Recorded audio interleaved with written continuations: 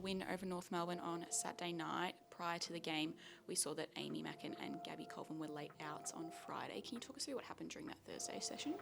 Yeah, so Amy rolled her ankle in a football drill, contact drill. She had a good lateral ankle sprain, so that was pretty sore at the time. We x-rayed that and it came up clear, so there was no structural damage, which is great news. She missed the weekend, as you mentioned. She'll miss next week, but then hopefully she'll be available after that. So all things considered, it's a pretty good result. And then Gabby Colvin as well, we saw that she was a late out. What happened there with her Achilles?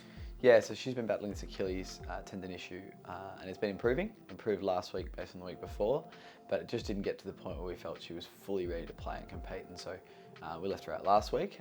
But yeah, she's still progressing in the right direction, just fell short of last week. So she'll have a few key markers this week to tick off if she's to be available.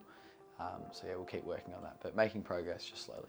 And Sarah Lampard, it was found out that she had to have surgery on her wrist last week. How's she tracking through that post-surgery rehab?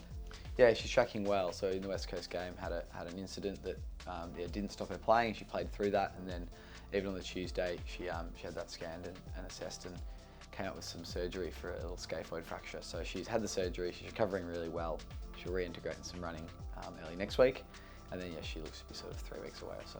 And then just lastly, we saw Taylor Harris again on the sidelines last weekend. How's she going through her hamstring injury? Yeah, so she had another football session on the weekend. She's been running, changing direction, kicking and doing a number of the football movements required. She's got a few really key markers at the back end of this week to tick off if she's to be available. But we're obviously considering the position we are in the season and taking a conservative approach if needed. So she'll be a test again this week. So if we tick those markers off, then she'll be available. But if she doesn't, then we won't be taking any unnecessary risks.